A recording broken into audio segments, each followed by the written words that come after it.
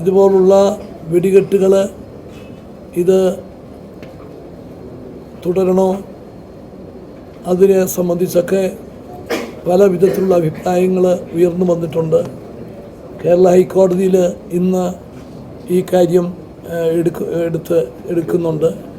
ഈ സാഹചര്യത്തിൽ ഞങ്ങൾ ആലോചിച്ച് ഒരു ഓൾ പാർട്ടി മീറ്റിംഗ് വിളിച്ചു കൂട്ടാനായിട്ട് തീരുമാനിച്ചിട്ടുണ്ട്.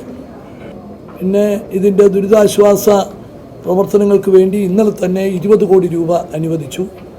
10 കോടി രൂപ കണ്ണൂർ കളക്ടർക്കാണ് കൊല്ലം കളക്ടർക്കാണ് അനുവദിച്ചു കൊടുത്തിരിക്കുന്നത്.